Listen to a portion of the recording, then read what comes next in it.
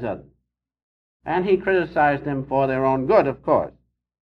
New disciples often join Sri Yukteswara in exhaustive criticism of others. It's very easy to criticize others. At the drop of the hat, we'll criticize anybody. Sometimes if we're not feeling just right. So, models of flawless discrimination. But he that takes the offensive should not be defenseless. As we say, if you live in a glass house, don't throw stones. It's the same thing. The copying students themselves fled precipitately as soon as Master publicly unloosed in their direction a few shafts from his analytical quiver. I understand Master used to say he could give it to us too. Sri Yukteswara was very keen, but Master said I wouldn't have missed it for anything because it helped me, it changed me. And so he goes on, tender inner weaknesses. That is, those who criticize mostly inside, they're awful easily hurt. So he says, tender inner weaknesses revolting at mild touches of censure are like diseased parts of the body, recoiling before even delicate handling. This was Sri Yukteswara's amused comment on the flighty one. And so going on to a little more now in our subject this morning, and we come to a very delicate problem in human relations, which is married people. Married people. It's a very delicate problem, isn't it? Well, then you've all solved it. That's fine. But have you solved it? It's a delicate problem because when people live in close contact, as those of us who are married do, the chances of losing the respect for one another, the chance is very great. That's natural, but that's not necessary. And so, as we live together, we have to be careful of one thing. Now remember, human relationship exists in married life, I think, more so than in single life or in worldly life, because of that one thing of the close proximity of living. And unless one is careful and does not keep the marriage on the higher plane, but wholly on the physical plane, then it ends in trouble, and as they say, anything can happen. As I read the papers, I'm sure of that. Anything can happen. But that doesn't mean it's going to happen, because I know, you know, many married people, the epitome of right living, the epitome of getting along with one another, and we have the greatest example in Larry DeMarcia.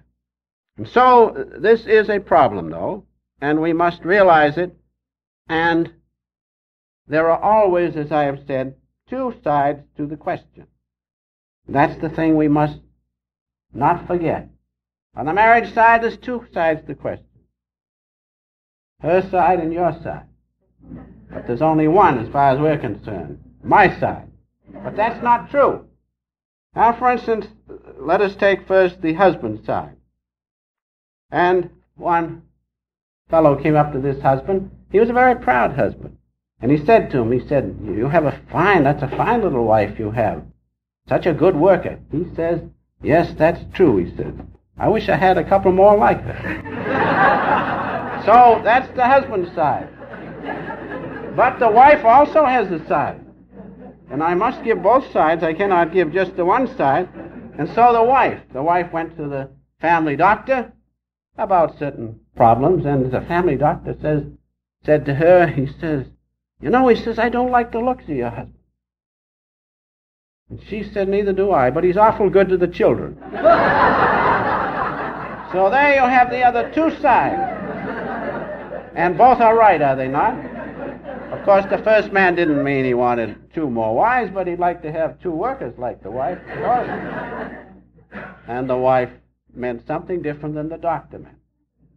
So there you have both sides to the question. But that's not the real side that I want to emphasize.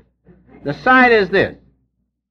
But the marriage relationship can be most beautiful, without question of a doubt, when both turn to God. And I see it happen many times. When they both turn to God and realize this one thing, that God is in the husband, God is in the wife, God's in both of them. and they feel that, then the relationship is most wonderful. Then both go to God. And the one thing to remember is this: nothing is lost.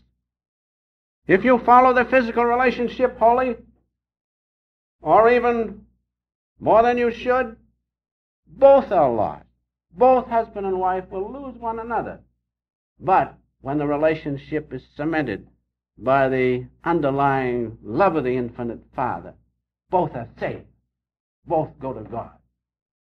And so if you are married, realize that you have the most wonderful chance, not only to save your own soul, but to save the soul of the one you love.